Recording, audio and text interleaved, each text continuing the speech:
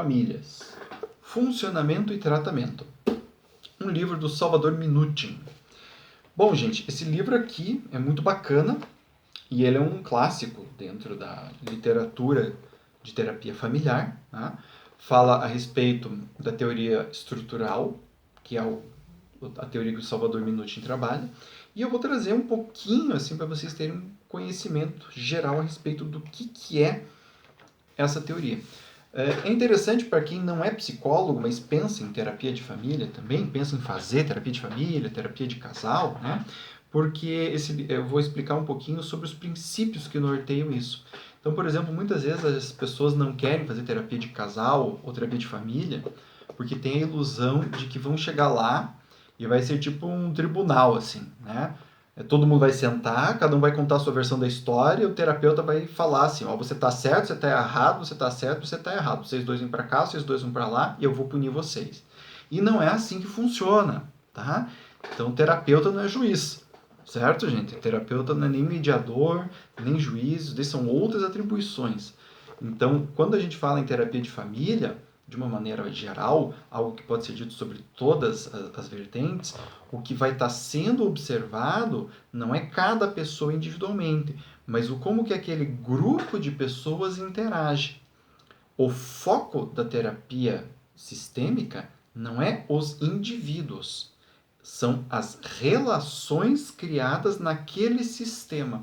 Né? Inclusive, quando a gente trabalha com isso, a gente também analisa muito o papel do terapeuta, como é que ele entra dentro dessa família, como é que ele faz parte daquele sistema, porque a partir do momento que a família vai para a terapia, ou que o casal vai para a terapia, o terapeuta começa a fazer parte também. Essa também é uma avaliação que a gente faz. Então, assim, vamos começar colocando um pouco das palavras do Minuchin, onde ele fala assim: quando a estrutura do grupo familiar é transformada, por conseguinte, as posições dos membros desse grupo ficam alteradas. Em consequência, as experiências de cada indivíduo mudam. Aqui ele está falando sobre uma experiência muito simples. As pessoas sentam, sentam na sala, por exemplo, de terapia, ou sentam na mesa de jantar. E aí você faz um experimento. Você troca as pessoas de lugar e observa o que acontece.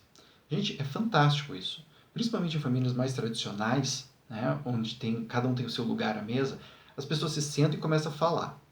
Falar normalmente. Se você troca as pessoas de lugar, muitas vezes elas não conseguem conversar. Isso é feito que eu já observei em experiências maquiavelicamente pessoais que eu fiz, E é muito interessante, porque às vezes nem você sabe o que fazer. Meu Deus do céu, mas eu só troquei a minha cadeira e eu não sei mais o que fazer aqui dentro. É que essas posições não são apenas posições geográficas, são também posições emocionais e psicológicas. Então, quando, por exemplo, o filho caçula senta no lugar do pai, tem todo um simbolismo, todo um contexto que vai junto com aquele lugar. E isso daí não é só na mesa, isso daí é na vida toda. Aí ele fala, uma fronteira artificial foi estabelecida entre o indivíduo e seu contexto social. Teoricamente, essa fronteira foi reconhecida como artificial, mas na prática foi mantida pelo processo de terapia. À medida que o paciente foi tratado isoladamente, os dados encontrados se restringiram inevitavelmente à maneira pela qual ele exclusivamente sentia ou pensava a respeito do que estava lhe acontecendo. Tal material individualizado, por sua vez, reforçava a abordagem do indivíduo separado de seu contexto e proporcionava escassa possibilidade para um feedback corretivo. Corretivo aqui não no sentido assim, de dar porrada no sujeito, que ele vai levar um corretivo ali do terapeuta, mas no sentido de poder reorganizar ele dentro desse meio. O que o Salvador Minuchin está falando nesse parágrafo é o seguinte: dentro da terapia, toda terapia, lá desde Freud, desde antes de Freud, lá você vai ver as pessoas falando que o indivíduo participa do meio, que ele é parte do meio e tal. Só que a nível de discurso isso existe, mas às vezes não a nível de prática. Tá? Então, por exemplo, muitas vezes acontece alguma coisa dentro de terapia que é algo que está relacionado ao contexto, não a pessoa especificamente. A pessoa não está gerando algo. Muitas vezes acontece. Uma coisa muito comum, por exemplo.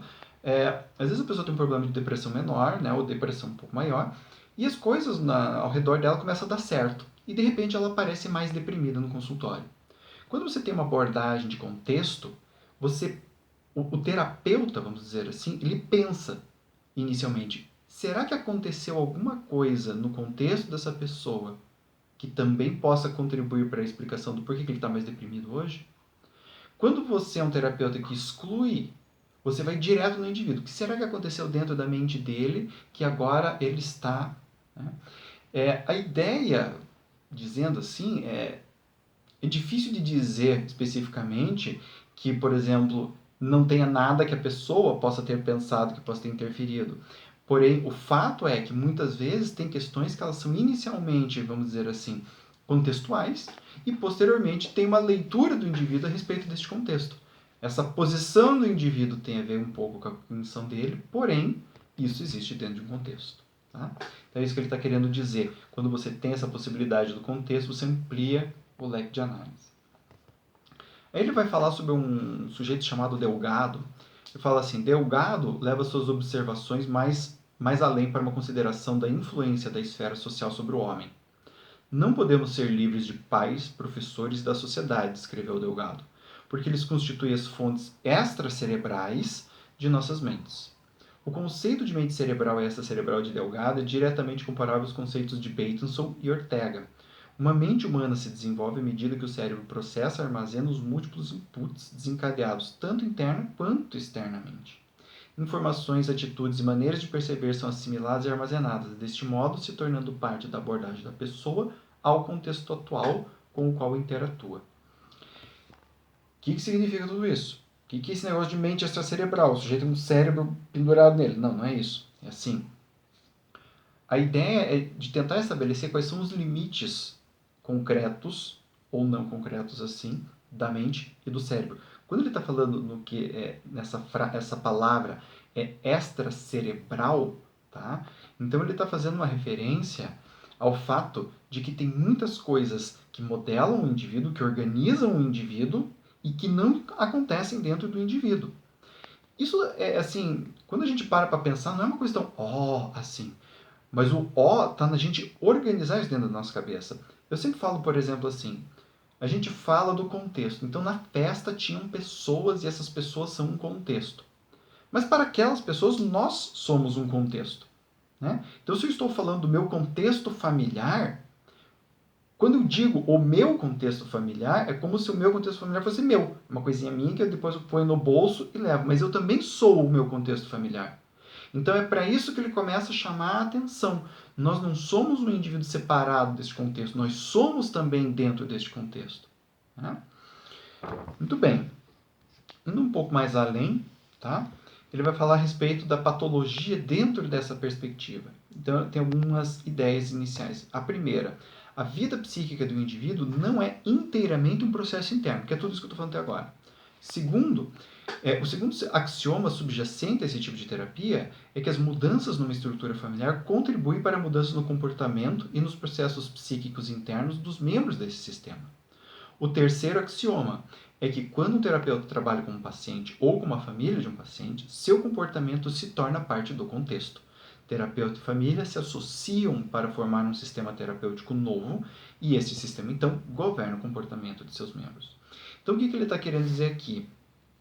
Que quando um sistema muda, ou seja, quando as pessoas começam a fazer alterações de comportamento, isso também altera questões internas do indivíduo. Ou seja, muitas vezes um sintoma depressivo, quando avaliado desta maneira, ele tem muito a ver com o grupo familiar. Quando o grupo familiar cria mudanças, muitas vezes essa depressão some. Porque a depressão, enquanto um sintoma familiar, perde função. Né? Ou seja, muitas vezes papai e mamãe, né, se dão muito mal enquanto marido e mulher. Então o filho assume lá uma depressão, uma síndrome do pânico, milhares de problemas na esfera da educação, e papai e mamãe ficam apenas papai e mamãe. Eles não olham mais um para o outro como marido e mulher.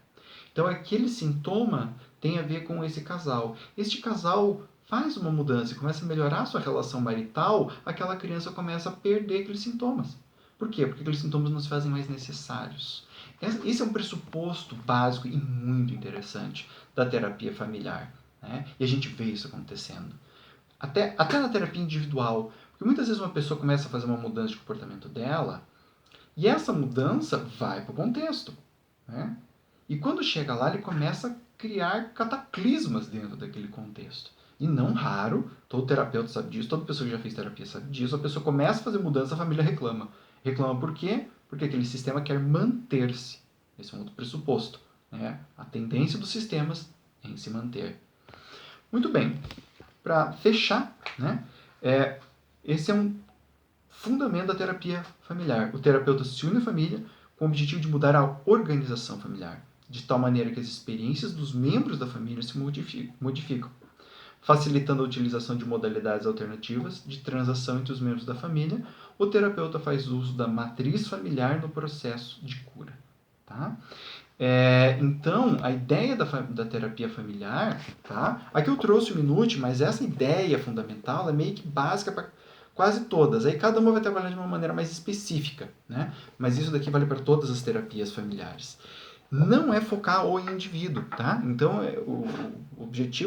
um dos objetivos de falar desse livro é falar para as pessoas que terapia familiar não é um lugar onde você vai para ser julgado pelo que você fez com a tua mulher, com os teus filhos, etc e tal. Muito pelo contrário, é um lugar para analisar como esse sistema está organizado e começar a fazer alterações nesta organização. Tá bem? Espero que tenha sido útil. Abraço!